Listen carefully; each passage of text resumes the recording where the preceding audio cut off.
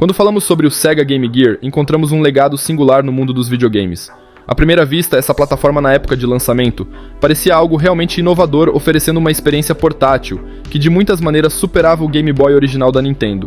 Isso porque o sistema não apenas oferecia gráficos coloridos com vasta gama de cores, mas também tinha uma luz de fundo embutida na tela, permitindo que você jogasse no escuro.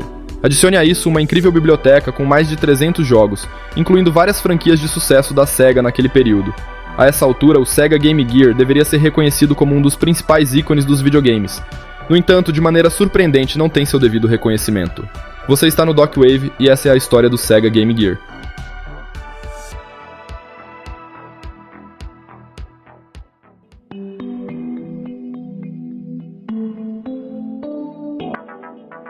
É certo de que esse console possui sua base de fãs, mas poucos o consideram seu console favorito de todos os tempos.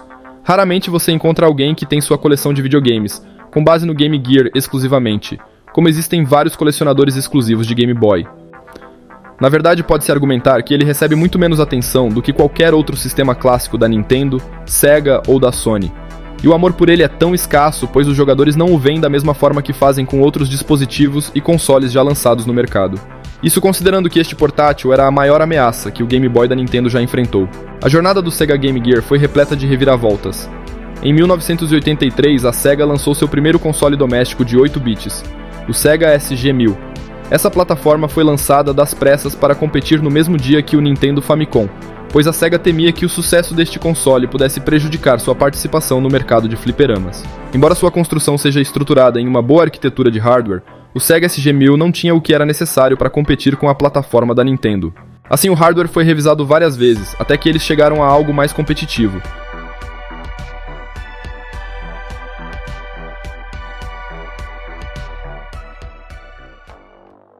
Isso nos leva ao Sega Mark III, uma plataforma que passou por uma reformulação para se tornar o que ficou conhecido pelo lendário Sega Master System no Ocidente.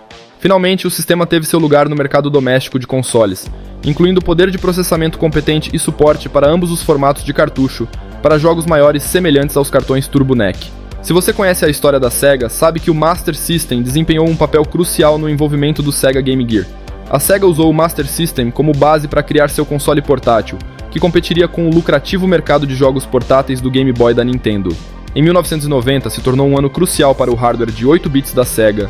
Não apenas eles revisaram o Master System, lançando o Sega Master System 2, mas também no mesmo ano a Sega começou a trabalhar em algo conhecido como Projeto Mercury, que mais tarde se tornou o Game Gear. O Game Gear não era apenas uma versão portátil do Master System, era algo mais. Apesar de ter uma tela de menor resolução, o Game Gear também apresentava som estéreo, e uma incrível paleta de cores com 4.096 cores em comparação com as 64 cores do Master System. Mas o que realmente se destacava era a inclusão de um botão Start, algo que hoje parece óbvio, mas que era uma ausência notável no Master System, que possuía apenas um botão de pausa localizado no próprio hardware. Este notável dispositivo portátil foi lançado primeiro no Japão e estava disponível em várias cores. Isso muito antes de o Game Boy ser comercializado, da mesma forma com a campanha Play It Loud da Nintendo. Infelizmente, no Ocidente, estávamos limitados principalmente aos modelos pretos mais conhecidos do dispositivo. Embora algumas versões azuis tenham sido lançadas em quantidades limitadas, os jogadores podiam levar seus cartuchos do Master System para qualquer lugar com o Master Gear Converter, um anexo ao console que redimensiona os títulos do Master System para o Game Gear. Variantes de terceiros também chegaram ao mercado basicamente retrabalhando os slots de cartuchos. A Sega nunca fez um Super Game Gear para reproduzir esses títulos portáteis em uma tela de televisão, mas a Analog criaria uma solução para seu hardware de reprodução Mega SG muitos anos depois, finalmente tornando isso possível em 2023. Além de rodar os jogos do próprio Game Gear e do Master System, o Game Gear tinha outra característica interessante, um anexo que funcionava como um sintonizador de TV. Esse dispositivo aprimorado com antena permitia que os jogadores sintonizassem canais de TV e assistissem a conteúdo ao vivo na tela colorida do Game Gear. Isso na década de 90 era uma inovação e tanto. No entanto, o Game Gear tinha um problema significativo, que era a duração da bateria comparado ao Game Boy, que foi projetado com uma tela monocromática de baixo consumo de energia. O Game Gear, com sua incrível tela colorida, consumia rapidamente as 6 pilhas A necessárias em apenas 3 horas. Isso não era suficiente para manter o Game Gear funcionando durante uma viagem de poucas horas de avião, ou até mesmo uma viagem ida e volta dentro de um carro. Trocar pilhas o tempo todo para obter apenas algumas horas de jogo era um problema, especialmente para crianças que não tinham autonomia para comprar pilhas sozinhas, Por esse motivo, muitas pessoas provavelmente não jogaram tanto o Game Gear como os donos de Game Boy na mesma época. Apesar de que, na minha opinião, o Game Boy também tinha um consumo de pilha um pouco elevado, mas pelo menos não eram 6 delas.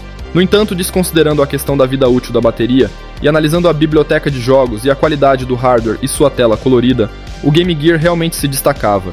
O Game Gear oferecia uma ampla variedade de títulos de alta qualidade. Mundialmente, o Game Gear vendeu aproximadamente 11 milhões de unidades, e ele sobreviveu nas mãos da Sega até meados de 1998. Mas o console não tinha um título-chave e revolucionário como Pokémon para impulsionar suas vendas, algo que o Game Boy tinha nessa época de 1998. O fenômeno Pokémon ajudou a revitalizar o Game Boy, o que deu mais um impulso no portátil da Nintendo no final da década de 90, o que o Game Gear nunca teve com a Sega.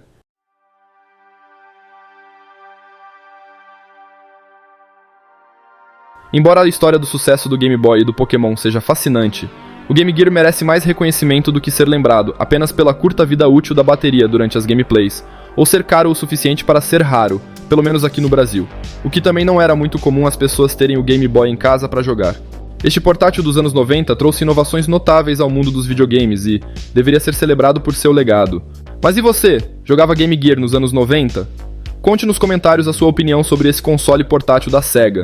E se você gostou desse vídeo, não se esqueça de deixar seu like e se inscrever no canal. Até mais!